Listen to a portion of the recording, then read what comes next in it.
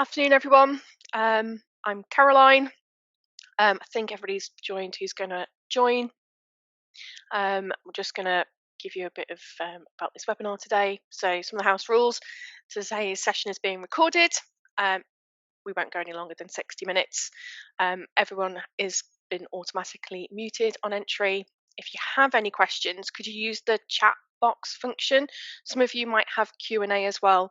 To find chat, you should have a menu at the top of your screen if you're on desktop, and it might be on the right hand side if you're on the web version, and it says chat and it's got one speech bubble. So if you do have any questions, can you use chat? That'd be great. There will be a couple of polls. Again, if you're using the desktop version, it should pop up in the middle of the screen. If you're using the web version of Teams, it should pop up in the side in chat. So do have that open. After, there will be an email with a link to the recording of today and a copy of today's slides. So I'm going to turn my camera off so you don't have to look at me throughout this, and we'll start the webinar. So today's agenda, we're going to talk about our expertise in data and collaboration. We're going to look at an overview of the 3 data environments within Modern Workplace Solution, and then Sean, our lead SharePoint consultant, is going to show you some little demos and have a deeper look within each of those 3 environments, and then at the end we'll have a question and answer session for you all. So most of you, all of you on the call are already clients of ours, but what you might not know is the wider products and services we offer. And sorry if you don't know who I am, I'm Caroline Ellis. I'm head of marketing, and I'm helping Sean out today with the webinar presentation. Sean's one of our in-house experts, and when you're wanting to embrace good data management and use of collaboration tools built into Microsoft applications, Sean is one of our experts who helps you do that. We see the foundation of a great Microsoft Modern Workplace solution as data and how organizations use that data within applications to collaborate. And in the last few years, we've completed over 30 projects for more than 20 organizations. They've ranged from like simple files and folder management platforms to more complex projects that incorporate multiple divisions, teams, and we've helped them automate business admin processes and optimizing their data via like sharing hubs and intranets. This webinar will give you a high level view of what can be done with data, so you can comply with governance, legal obligations, streamline internal business processes, and achieve better data governance, business continuity, and hopefully then foster greater collaboration between your people, suppliers, and customers. So for ease and clarity, we've classified as there being 3 main data environments within a modern workplace solution. And in the next 60 minutes, we aim to show you how they work together to empower collaboration and good data management. So what are these 3 data environments and how do they work together? This simple chart shows these 3 data environments and how they stack within a modern workplace. So right at the bottom, we've got OneDrive, which is like your personal working space for your personal data for your job. The next is SharePoint, which is used by teams and departments as a group space, and it's designed to support project work. And it's got a myriad of inbuilt functions and features to ensure that. And then finally, right at the top, we've got Teams, which is that one central space for your organizations to communicate via chat, video, audio calls, and there's a raft of third-party apps such as Trello. We all have personal work files or department and team files and information and organizational documents that everybody needs to access. These areas have clear boundaries and classifications and topics and even like access controls, who should see them and who shouldn't. But things can get more complex when these boundaries become blurred or even ill-defined by corporate structure or poor maintenance. The demos that Sean will deliver over the next 50 minutes should help you see how good practices and use of inbuilt tools can save you time, money, and resource when fostering good data management and encouraging team collaboration. So we're going to kick off with OneDrive right at the bottom. So as I said, this is your personal cloud storage solution from Microsoft, and it was launched in August 2007, which is over 15 years ago. It works as that storage backend for Microsoft Office web version, and it starts around 5 gigabytes of free storage space. It comes bundled with Microsoft 365 and is available for Mac, Android, Windows, even Xbox. The Microsoft app directly integrates with OneDrive, so all Microsoft apps can be used in OneDrive, which allows the viewing of documents such as PDF files and ODF files, which are open document formats. And those formats are supported by many word processing applications. A real interesting feature of OneDrive search function is that it supports search within a PDF document, which I never even knew myself. A main competitor that comes to mind is Dropbox to OneDrive, but OneDrive comes packed with all the inbuilt features of Microsoft 365 and Microsoft Security. So before Sean shows you the core features available in OneDrive, I'd like to ask our first poll of the webinar. So it's going to launch it. So you should now see it in the middle of your screen if you have desktop Teams. If not, it should be in chat. I'll leave it open for a few minutes for you guys to answer, but basically, how do you currently use OneDrive?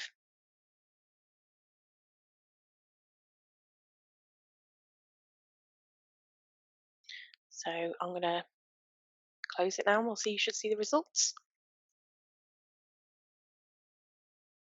So 80% of the people on today know about it, but they don't think they're making the most of it, which I think is the majority of us here today.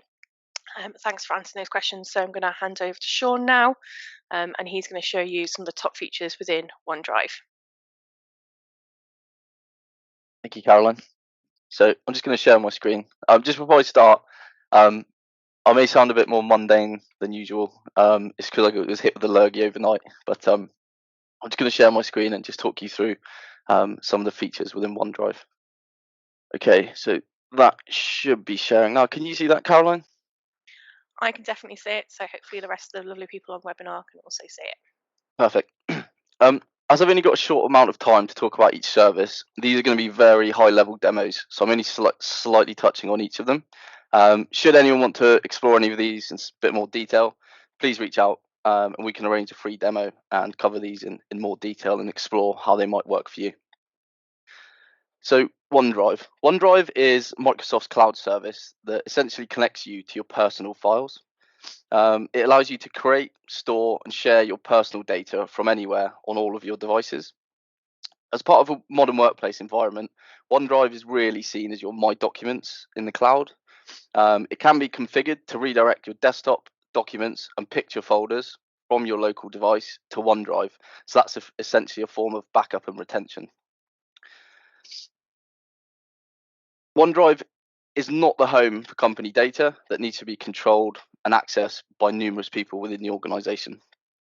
So from the first point of entry, OneDrive can be accessed by the Office homepage, which is a simple URL of www.office.com. To access that, you would enter your business Office 365 email account and password. From this page, you've got the app launcher in the top left-hand corner, where you can click that and shoot straight into OneDrive. What you're presented with here is just a feed of all of your recent files that you've been accessing. This isn't just in OneDrive, this also shows you files that you've been accessing within Teams and also SharePoint as well. To access your personal files, your personal library, you can hit the My Files over here on the left-hand side. What this now shows us, again, is our personal library within the cloud. So referring back to what I said about your devices can be backed up, your desktop documents and pictures folder. If that was configured, this would essentially mean that any file that you save on your desktop documents, or pictures, although it looks like it's sat on your local device, it would always also be redirected to these folders also. What that means, if you don't have access to your work PC and you urgently need a file in one of those folders, you can log into another PC, access OneDrive online, browse into one of the folders, and you should see that file there where you can continue to access it and update it. So OneDrive Online has the Office suite inbuilt into it. So from here, you can come in and start to create documents straight away. Once you create a document, it would launch with Office Online, and so it catches up.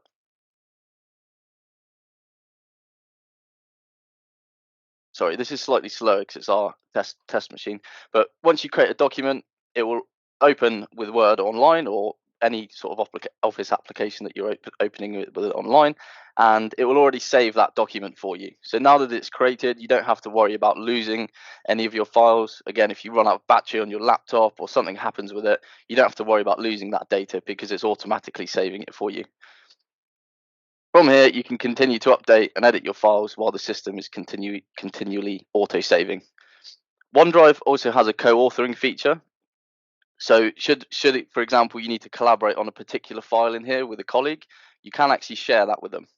Sharing can be configured and tailored, but with it being on by default, you can come in and share files with colleagues, whether that be internally or externally. So if they don't have an email address with the same domain as you. Sharing links can be configured. So you have a few options of how you want to configure that, even to the point where you have quite a lot of control. So say, for example, you needed to give someone view-only access to a file without them being able to download that. You can specify this, block them from editing it, change it to view, block them from downloading it, and then apply that. So essentially, you're keeping full control over your data the whole time. If you were to share a file with someone else, like I said, co-authoring is in place. So what that means is, if I just open, so there we go, we can see that our document's saved there, document 5. By default, it does name it in a document 1, document 2 format. So for me, I would always rename it as a best practice straight away, because then what happens then is you've got your file created, it's saved with the correct name, and you don't have to worry about amending that afterwards. Once this catches up.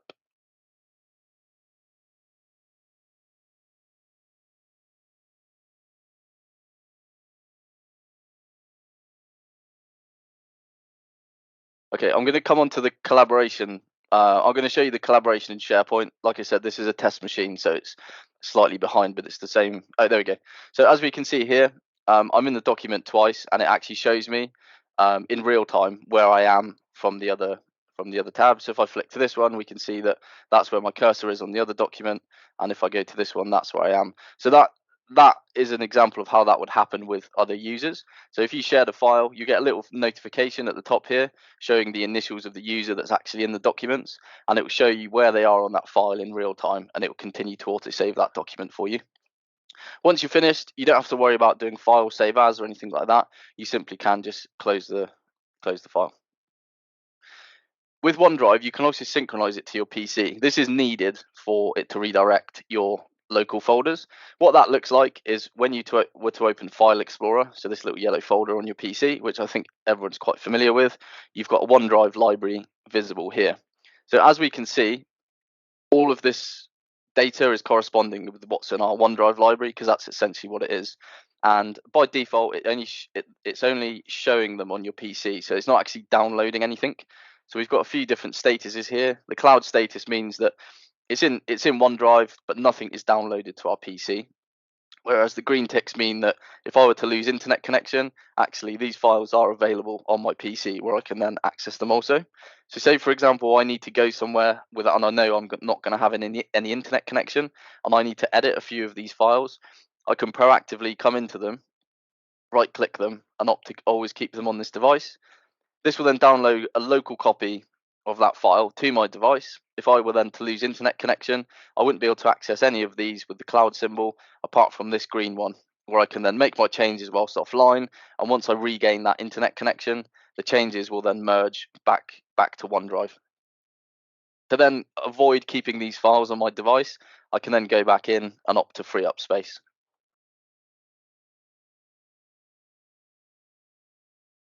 from the online OneDrive app, you can also see a series of sort of quick access libraries.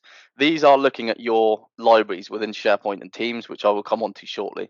But this is essentially a good way to, again, access your collaborative workspaces outside of OneDrive. I'm going to hand you back to Caroline now to discuss SharePoint. Thank you, Sean. Oh, well, that worked quite smoothly, I think. So from understanding OneDrive, we're going to move to SharePoint.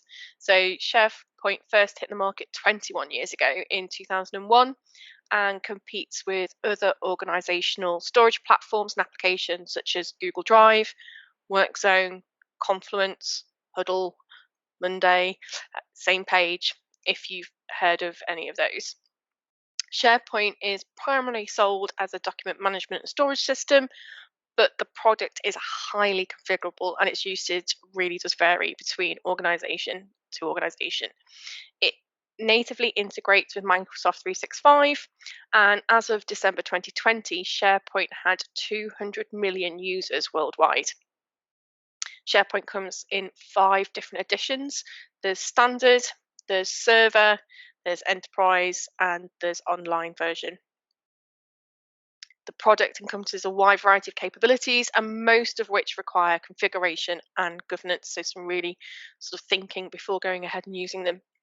SharePoint allows for storage, retrieval, searching, archiving, tracking, management, and reporting on digital documents and records. Many of the functions in SharePoint are designed around legal governance and information management, along with business processes as well. Features include enterprise level content and document management, intranet and social network capabilities, collaborative software, file hosting, plus lots of custom web applications. So as you can see, it's not just for files and folders. Sean has some great things to show you, but before I do, we've got our second poll of the webinar, so bear with me while I launch that one. So again, if you're on desktop, it should pop up in the window in the middle of your screen. If you're on the web version, it will pop up in chat. I'll give you a couple of seconds to answer this lovely question of how familiar are you with SharePoint?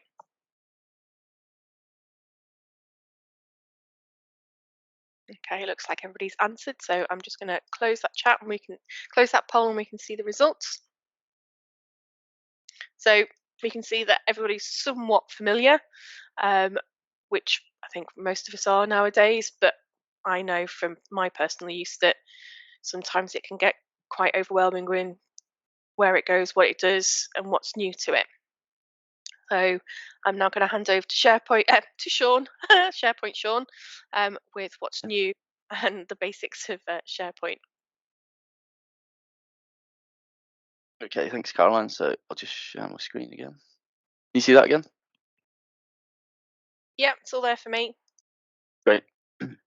So SharePoint is Microsoft's cloud service that helps you to share and manage your content and information. A SharePoint environment is bespoke to each company and should really be set up and tailored around how you work as a business, probably taking into consideration your existing ways of working and processes, and then looking for ways that we can enhance or streamline these. This then tends to help empower teamwork, allow employees to quickly find information, and then seamlessly collaborate throughout the organization. SharePoint is a very different way of working compared to an on-premise infrastructure, so you would need to embrace the new modern way of working. SharePoint should not be used to dump your existing company data into it and then continue working as if you were accessing it from the server. SharePoint is a platform to use for your long-standing company data. Things such as policies, procedures, staff handbooks, directories, and departmental data, to name a few. Any data that you have that needs to be secured, governed, audited, or require specific controls or maybe retentions applied around it, then SharePoint is the service to use. The great thing about SharePoint Online is that you're not restricted to being on your internal network to access your files. You can securely access them from anywhere on all devices. So going back to the Office landing page that I showed you earlier, you can also access SharePoint from the app launcher at the top left here. What this does, however, is it takes you into a specific view per user. so it's quite chaotic and it can be quite difficult to drive with users not knowing really where to navigate because it's based on the Microsoft Graph showing you what it thinks it wants you to see. So what we like to do is to create sort of tailored landing pages. This would be branded and themed and look however you want. So I'll just flick through a few examples. So quite simple, basic landing pages, and we've got sort of more comprehensive intranet-y type landing pages. Similar ones. Again, it's all regarding your brand and how you want it to look and what you want people to see when first accessing it. That's how it's built and tailored. So the reason we create landing pages is because, again, going back to the point that I said, that it's a very different way of working. When people are accessing their data currently, they're probably very used to going to like a Z drive or an S drive and accessing your data through that way. That would essentially be redundant when using SharePoint. So we need to create a single point of entry to access your company data. And then because everyone would be accessing it through the same landing page, it's really great to double that up as sort of an information point or an intranet. So although you technically could just have some buttons or some navigation that would take you into your departmental workspaces that would essentially replicate your top level folders on the server, like I said, you can double that up and sort of use it as a communication tool. So you can add upcoming events or latest news announcements that maybe historically you're sending out as all staff emails. Within SharePoint, when we click behind the workspace, these are called SharePoint sites, and this essentially would replace a top level folder on a server. This is more than just files and folders now. So what you actually get is a bespoke workspace. So within that workspace, you've got a landing page that can be configured however you want. So think of it almost as a SharePoint site is a physical room, and within that room you have a whiteboard, which can be, you can add whatever information that you need on that whiteboard. You can have document libraries, which are essentially filing cabinets, and a lot of other resources that you can use, and I'll touch on shortly. Similarly to OneDrive, the Office suite is inbuilt into here. So again, this doesn't mean that you're restricted to using certain PCs to access and create information. You can come in and start to create files directly from here. The difference between this and OneDrive is that it's all permission driven. So once you create a file within, say, the admin workspace, everyone that then has access to the admin workspace would see these files straight away. And then again, you've got that collaborative element should you need to. You've also got the sync option within SharePoint, very similar to OneDrive. This shouldn't be really used. There are ways that you should probably use that for best practice, but with SharePoint, everything should start from online, and you should really get into the habit of using your data from here in the first instance. There's other things that you can use within SharePoint. So one of them is SharePoint lists. These are very similar to sort of tables or databases or spreadsheets, and they can be used to streamline lots of different processes. So one, for example, maybe expenses trackers. Say, for example, if you're logging expenses at the minute, maybe on a spreadsheet, and it's very difficult for users to add information to that spreadsheet without them being able to see everyone else's expenses, or to achieve the security, they're having to tell someone else their expenses, email it to them maybe, and then someone else is adding it to the spreadsheet. So with SharePoint, you can use lists. The good thing about lists is what you get in the first instance is a form. So you get a form to help the data entry become a lot easier, and that can be a series of sort of single lines of text, date columns, currencies, drop down columns, just to make that data entry slightly easier. Stuff like images. So in this scenario, in an expenses tracker, if you need to upload a receipt, you can have an image column, and all of this can be done on mobile phones, tablets, just to make that significantly easier. What this can also be configured in a way that so that users only see their own entries, whereas maybe management or HR or whoever's managing the expenses, they get a view of everyone's expenses. Each item has version control, so you can come in and look at the version history on each item, and you can see what's been changed and when. This is the same for files also. So within SharePoint, each file has version control. So you can always go and look at the version history of that particular file and see what's been done by when. By default, that captures 500 versions. At that point, it will then start to overwrite the oldest versions and then start to create new ones. SharePoint, you can also incorporate sharing as well. So if there's ever an example where maybe you're struggling to send files to clients or customers or vice versa because they're too big. So you ended up using solutions like Mail Big File or getting a free version as Dropbox. SharePoint can be configured so you can use sharing as well. And when I say configured, this can be turned on at sort of different levels. So for example, you might have like a finance site that needs to be very controlled. There's never a scenario where data needs to be shared externally, so we can turn it off for finance.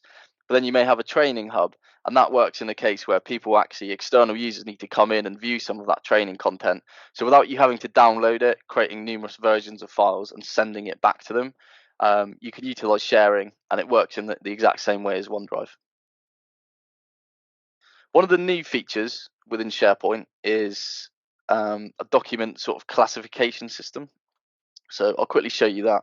And this basically automatically extracts information from files. So in this scenario, we've got a customer database. So showing the example earlier I showed you of a list. This is a list in the same way, but what it's doing is just creating a customer database. So every time we have a new customer, we add it to the customer database. You can then set up automation in the background. So when it does that, it would maybe create a customer contract automatically based on the name of the customer that we add to the database.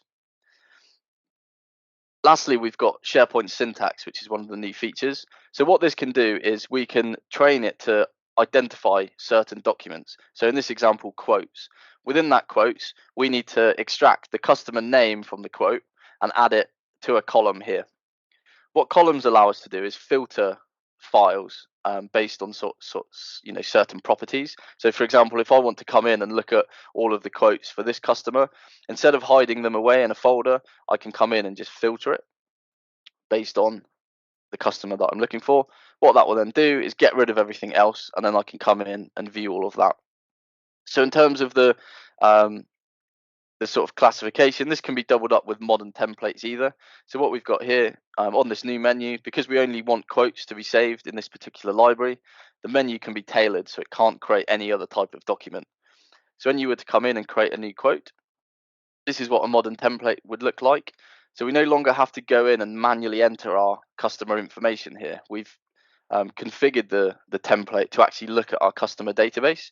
So what we can do then is go in and select our customer that we're looking for and that we want to add to this particular quote, add it, and then it will pre-populate that file wherever we determine that that information needs to be added. Once it's added, we can create the document, name it, and then it will save in our quotes library. Once that's saved, down here somewhere, the system will realize that it's a customer quote file, and after a few minutes, it will pull the information from that file that I've added to it. So I'll come back to this in a sec just to show you how it does it, because it sometimes takes a minute or so. So it's called new quote 8. Okay. Going back to columns quickly. Columns are really good also for controlling and managing policies. So in a scenario, I tend to see quite often people, they save their policies in folders, and then maybe they have a calendar or a spreadsheet somewhere where they're tracking when those policies are up for review.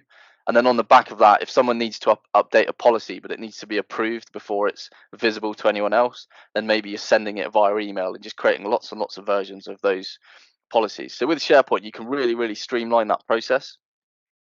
So what we can see here is a list of our company policies.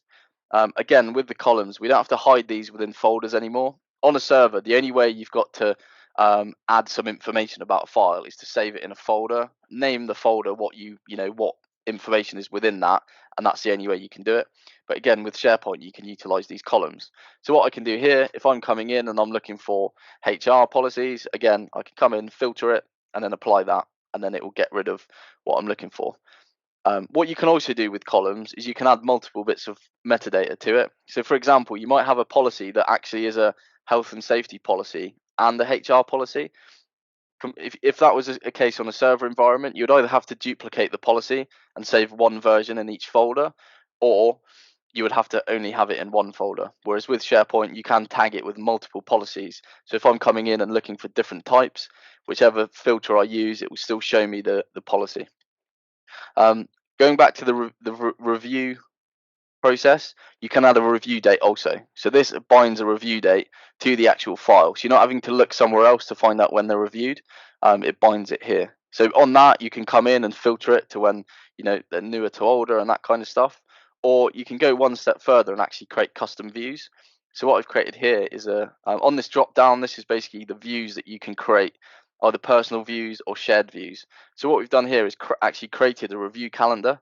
So if I flick it into a review calendar, it's going to take these files and put it into a calendar. So I can come in and easily see when policies are up for renewal on a calendar format.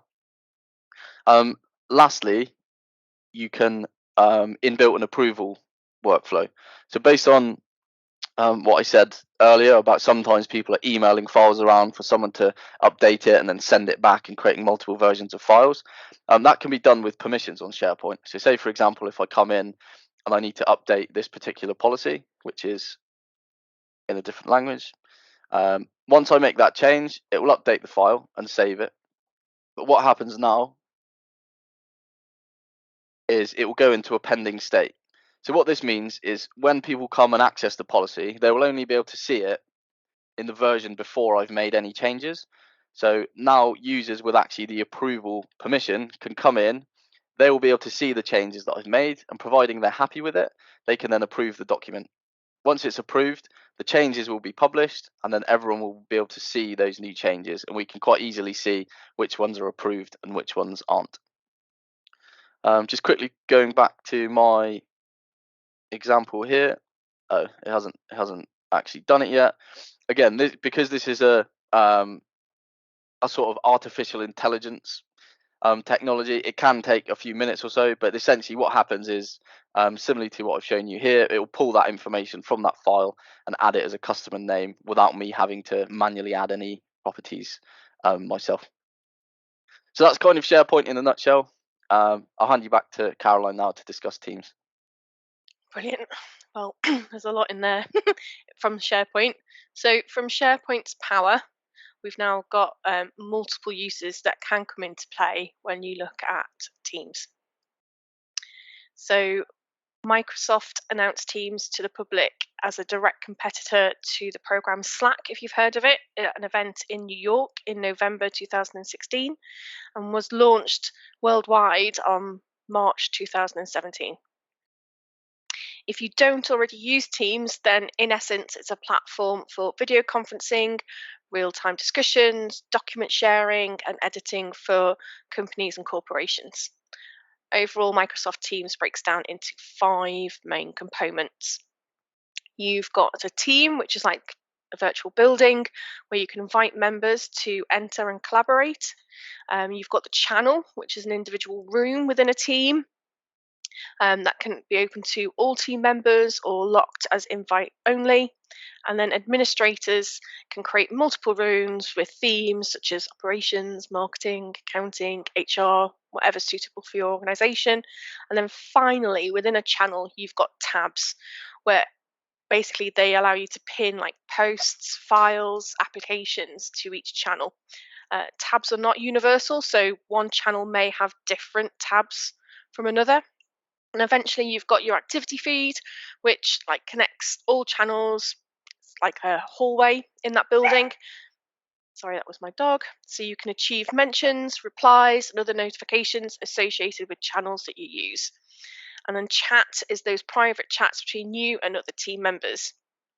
In November 2019, Microsoft announced that Teams had reached 20 million active users, and then by April 2020, it had hit 75 million daily users. And then it said that in one single day in April 2020, it logged 4.1 billion meeting minutes. So at IT Champion, we use Teams as our main area. So that's where everybody can share information, chat, and meet virtually, and that's between ourselves and our clients. So you'd like to know this is our last poll for the day. Let me just open it up here.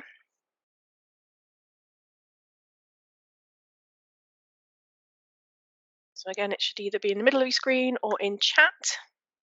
I'll give you a few seconds to answer. How do you use Teams if you do as an organization?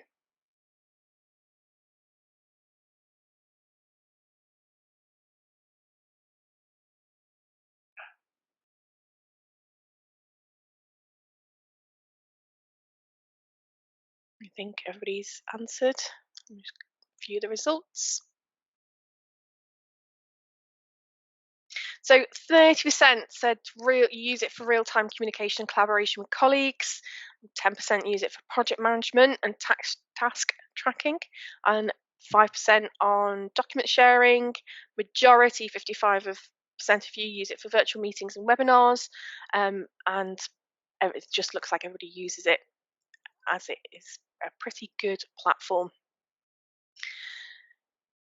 So I'm going to let Sean show you now some of the aspects within Teams, so you can effectively sort of rein in channels if they're getting out of control, and some of the key integrations that you could also incorporate into your organization. Thank you, Caroline. So let's do my final screen share.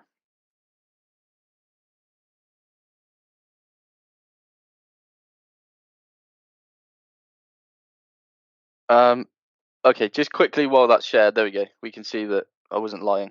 That my last file, there we go. It's extracted that information that we put on it. Okay, so Teams.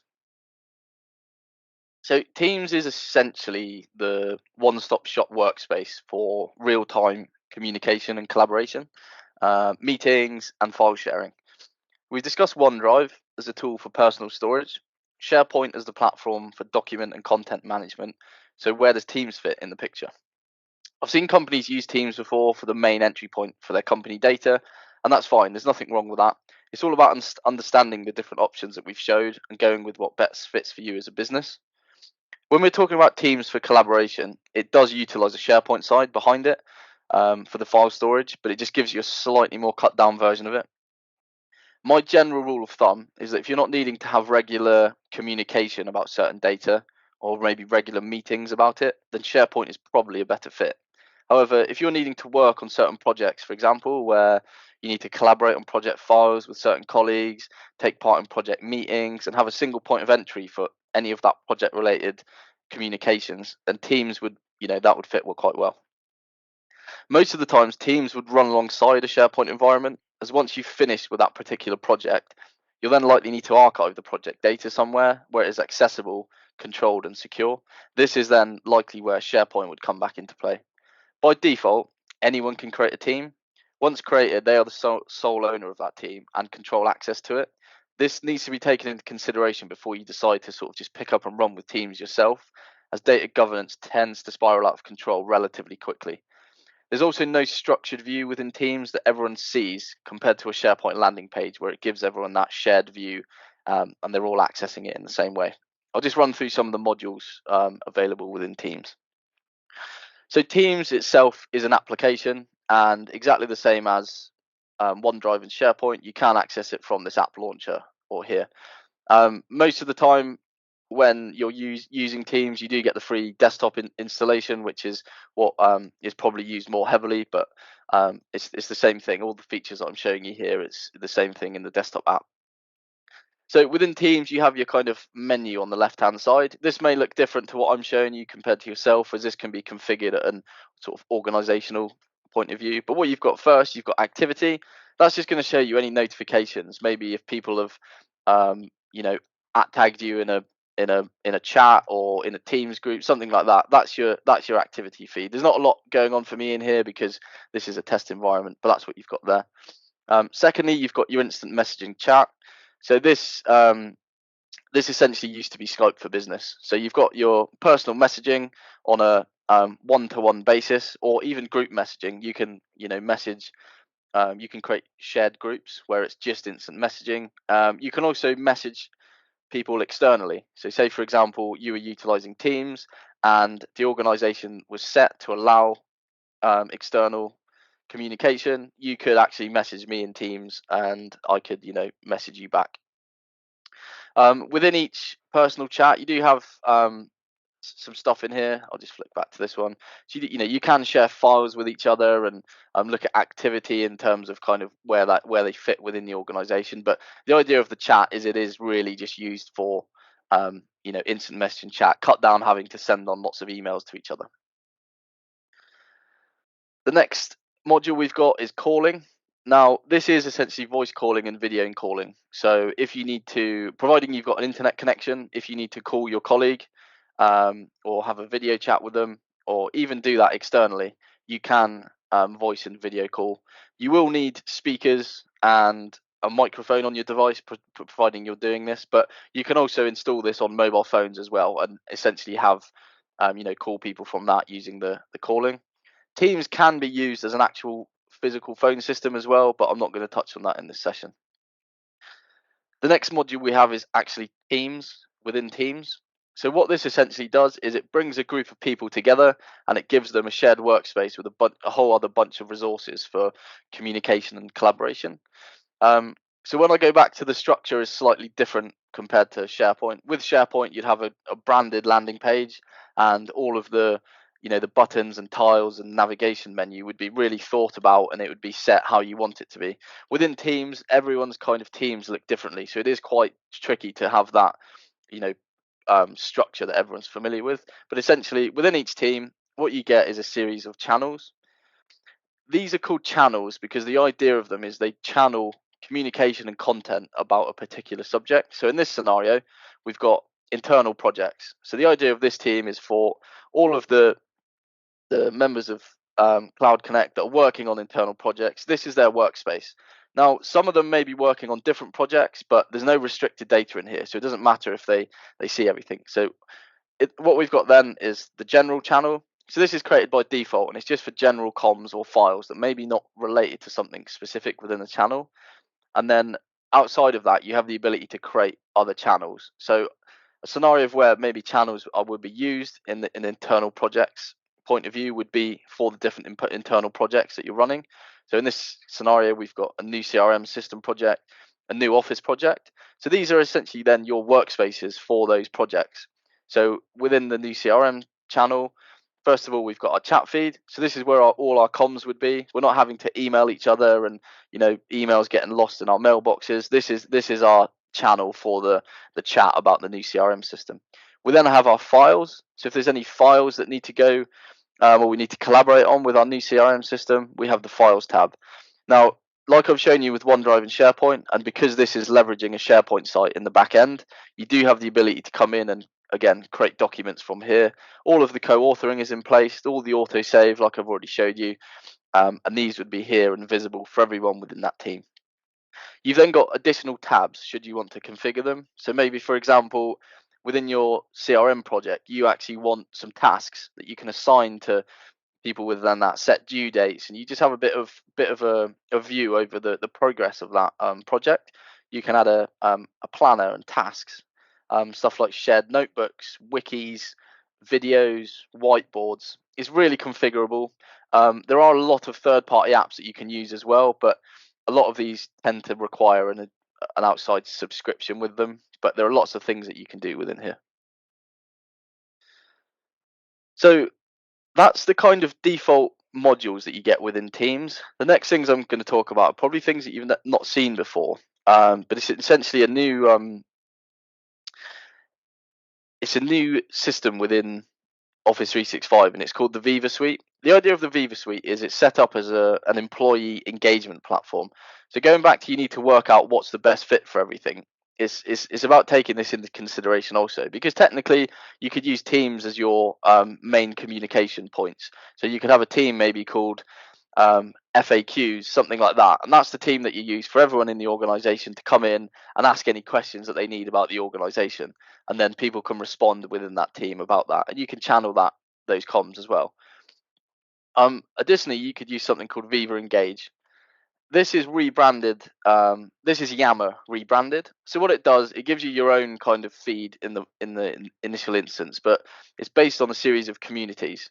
So what this does is it gives you, you can configure certain communities within your organization, whether that's departmental level or project level, and within that you get almost like a social media feed. So this is where people can come and ask specific questions or, post comms related to that specific department.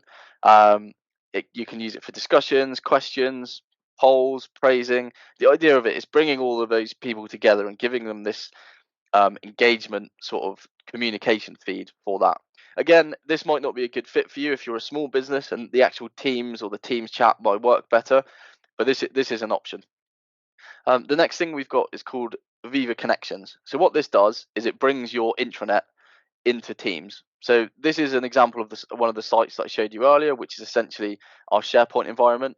But should you be heavily working from Teams for most of your projects, but maybe you're only utilizing SharePoint for an intranet, pulling that into Teams means you've got a single point of entry for all of that information. So from here, we can still navigate through everything that we've built, and we can opt to launch it into the web browser as well, but it's accessible within Teams. We've got a Viva Learning Suite. This is a kind of like a little learning application that Microsoft and a series of other websites will push certain quick basic courses for people to learn. This is configurable. Most of the stuff that's shown is a lot of Microsoft training on sort of Excel and that kind of stuff. And again, it can be configured. You can create your own learning content on within SharePoint and host it in there and get this to look at that in the feed. You don't get any certification on the back of it, but in terms of giving, say for example, you're not using Office a lot, you can configure this so people can come in and look at some basic videos on the Office suite and how to do things. And then lastly, we've got Viva Topics. So this is essentially a knowledge base, and what it allows you to do is create a series of topic cards where you can add information about a topic or a subject. So in this scenario, quite commonly, if internal members of staff are looking for a Wi-Fi password, most of the time they go to the user that's got it on the sticky note on their monitor. If you don't have that and you just want, a way of accessing that Wi-Fi information, you can use Viva Topics to push that out. So in this scenario, we've got Wi-Fi. We can click the topic card. We can see all the information on the Wi-Fi here. So the different SSIDs we've got, when we should be using them. So for internal members, people that know more about Wi-Fi. So if we have any questions on it, these are the people that we can go to. Once your topic cards are created, you can then reference them throughout anywhere in Office 365. So if I just quickly go back to one of my SharePoint sites quickly, I can show you this working in real time. So here's my Cloud Connect landing page. So if we see here, so on here I've put key information. So instead of users needing to come and find information, instead of them going asking what's the Wi-Fi password, how do I book a desk, this is where you can reference these topic cards and you can then hashtag them and it will just look at the knowledge base and show you that information there. That can be done anywhere in SharePoint within Teams. It can be added to documents. So all it's doing is just adding additional information. So say for example you had a document on how to book a desk, you can reference that on the document and it will add this additional information to it also. Again, that's Teams in a nutshell, but it really is kind of looking at all the different sort of workspaces you've got within Office 365 and understanding what's the best fit. There's pros and cons to all of them, but there's not a one size fits all. So that's the last of the demos. I'll hand you back to Caroline now to conclude the webinar. So, as I said, this webinar shouldn't take more than 60 minutes and we're bang on schedule at the moment. So just to recap, after those three great demos from Sean on OneDrive, SharePoint and Teams, it really shows you about the importance of how you use these data environments within a modern workplace solution, and that before diving in and encouraging your people to use the wealth of these applications, their functions and their features, it's really first about understanding how your organization currently uses data, whether that's good or bad, and how it needs to leverage that data in the future. So Microsoft leads the way in making sure that you have got the power to make data and its management and its control good enough, so that wealth of ways of working in your organization to collaborate means that you then have that dynamic corporate culture. This is the end of the fantastic webinar, and I really hope that some of the things that Sean's shown you today has sparked some thoughts about how you could strengthen your data and maybe pivot those environments for greater collaboration. And I'm going to hand it over to everybody now, and if you want to ask a question of Sean, he's free to answer. Just remind, could you use the chat area and not the QA? That would be great, and we'll try and answer those questions that come in. Hold on, Rob's got a question. A sec. He I'll said, answer that. is it common to maintain both a server environment and a SharePoint environment? That's from Rob. Yeah, good question, Rob. Yeah, absolutely. And again, it depends what you're wanting to use each of the um, you know, each of the things for. So there's been absolutely times where you've got an on-premise server and companies are quite comfortable just using their Z drive for any day-to-day working data, and that just fits best because that's what everyone used to. But then maybe they need to incorporate SharePoint as a company intranet. So yeah, absolutely, they can both run alongside each other. It's just understanding what the server would be used for and what SharePoint would be used for in that instance. um, David, is it easy to migrate from a classic SharePoint site to a modern one? um, yeah, it is easy, but the what I've just showed you there is not so much a SharePoint site. It's more of a SharePoint environment, and it's containing lots and lots of different sites. What I see quite often is when companies pick up and run with SharePoint, and they put it in the kind of default site collection, which is a classic site, and it looks very old and outdated. Now, if someone would come to me and said, "I want to move this into a modern SharePoint," it would we'd have to go through the process, and we need to understand how you're doing things, how you want things to work, because it never really works when you just move that like for like. So there is a journey involved in that, but I like to think our process is easy, and we would work with you throughout that journey. But that's great. I mean, we've got 5 minutes to spare. And thank you, everybody, for joining today. Our next webinar will be looking at device management within the modern workplace solution. And if you want to have like first dibs on being invited, please email me at engage@itchampion.co.uk for your invite, or you can just wait for the email that will go out once it's open and ready for registration. And then there'll be an email going out with a link to today's recording and a copy of today's slides as well for you.